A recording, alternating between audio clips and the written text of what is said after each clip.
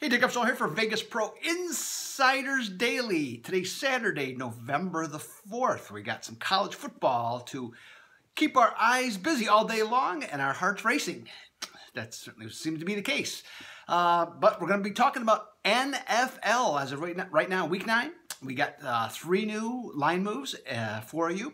Plus, we're going to review the games from the other day that have occurred, except we will not be doing the Houston-Indianapolis game because that circumstance has completely changed, so that game has been jettisoned out of here. So we won't be talking about that because of that situation. Couple things. Vegas Pro Insider Daily, membership, Inner Circle, myself, just won the Handicapper of the Month at Capper's Monitor in the NFL. Strong plays. Kyle Hunter on a very good roll. Sean Higgs building once again. Dennis Macklin starting to really pump it up. And Jim Mack just plugging along, getting his job done. You can get all that $99 for the works across the board for an entire month. Tremendous value. Plus, you're going to get some in-season systems that are just killing it right now. Just really going well. Super systems. Wise Guy picks, a couple of guys and Wise Guys have hit multiple days now, so those in a row on their top plays, so those have all been good. So you can get all that, $99 a month. Now, before I start with the picks, I want to run something by you real quick here, because this is a question that came my way by email. What about NFL teasers? Okay, here's my thoughts on how and what to do with down teasers, especially 6-point teasers. First of all, the most important thing isn't just about, with teasers, taking points going either higher or lower. It's about the key numbers, okay? And what do I mean by that? So in key numbers, we know in football, we're talking about 3, 6, 7, 10, 13, and 14. Those are the key numbers. So for example, if we have a favorite that is -7, if we can take that favorite down to -1, we're going to be passing through several key numbers, and we position that team to where they only have to win the game, essentially, at -1. Very few games, as you know, end up on 1. They do, but for the most part, you don't see much of that. And so in this case, you're either going to win it or you're just going to lose, okay? And it wouldn't make any difference how many points that you had on that. Another good example is a number like, for example, 8.5, okay? Yeah, 8.5 is probably the best one, because what you have, and you don't get this a lot, but 9 works. Well, 8.5 works best. And what you get the value here, it goes both ways, because if you take the favorite and take it 8.5 down to 2.5, you're passing through 3, 6, and 7. Or the other way, when you're looking at it, if you want to take the underdog and blow up the points, now you're going to pass through 10. 13 and 14. So in looking at teasers, always consider you have to like the game, of course, but besides that, you have to consider where the points are on the teasers, okay? So that's my tip on that. So let's talk some football. And first up, let's go through the games that are going to be the fresh games. First up, Denver and Philadelphia. That total has gone from 44 down to 41.5. And the story behind that, I think, is both defenses, we know, are very good, have played solid all year. The concern, though, for me, and going with a lower total, is that Denver offense. Now, it isn't very good. It doesn't score much on the road, but they make a lot of mistakes. And I'm not sure that Brock Osweiler, he's probably going to play better than Trevor Siemian, but I still think he's going to make mistakes. And Philadelphia, man, with that offense, they can score quickly and really punish somebody on that one. So myself, I'm going to go with the over, and 50% of the bettors are also, in terms of tickets written, are also on the over.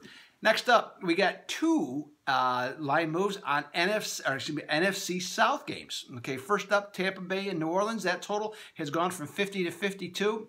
Now, in this one, the thing is with New Orleans, I mean, when they're playing their best, okay, let's face it, they're an over team. Okay, now their defense is much improved. Excuse me. Their defense is much improved. But the fact of the matter is that when Drew Brees gets rolling and this offense, gets going, they're really tough to stop. And the Tampa Bay defense is certainly not getting the job done much at all this year. New Orleans is 11-2 over after they've covered the spread 3 or more times as a favorite. I like the over on this one, but 55% of the bettors are on the under, surprisingly, okay, on that one. So just a little word of caution, just saying that's out there. Next up, Atlanta and Carolina. This one is a curious one to me. Carolina opened up at -1.5 point favorite at home against Atlanta, and they've been flipped to a +2 underdog. Now, in this case, I don't really understand necessarily why. And the reason being is that Atlanta, this is not the same offense that we saw last year. Okay, everything's completely different. I shouldn't say everything. There's a number of things that are completely different. And obviously the most obvious one is the number of points that they're scoring. They were scoring, 33, 34 last year. Now they're down to 21 and change. So I think that's a big difference. The Carolina defense is much improved from a year ago, a lot more effort, and I think they're going to end up frustrating the Dirty Birds once again, and I think they'll score just enough points. I like Carolina to win this one outright.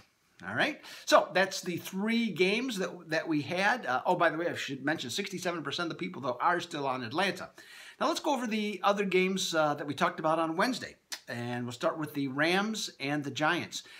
Now, the total has stayed exactly the same at 42. Went from 43.5 down to 42. Hasn't budged an inch. Interesting note, though. Betting trend, 86% are on the over. I still like the under. Not a big play. I think the Giants are going to struggle to score in this one. I know they might have some possibilities of getting Shepard back as a wide receiver, which can help. Is that going to be the difference maker in the game? We'll have to watch and see.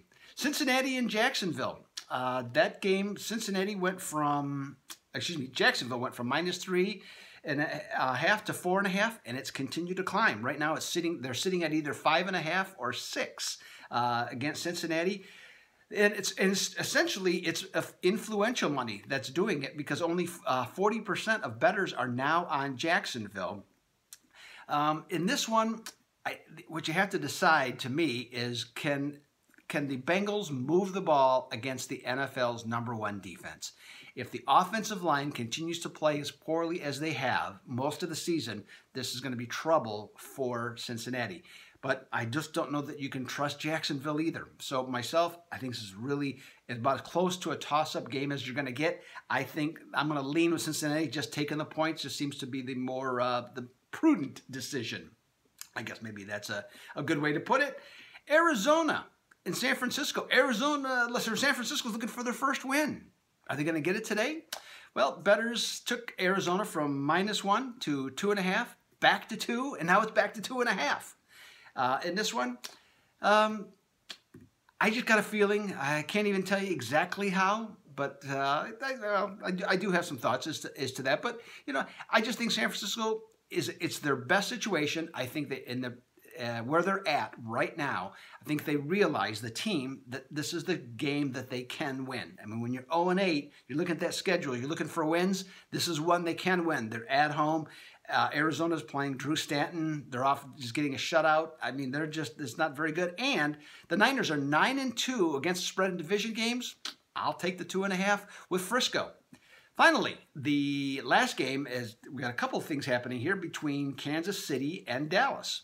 Now, the total, it just seems to have no boundary. This total opened up at 48, shot up to 51, and just every day just keeps bouncing along, and it's now all the way up to 53.5. So even if you liked the over, there's zero value left in this thing now. Tough one there.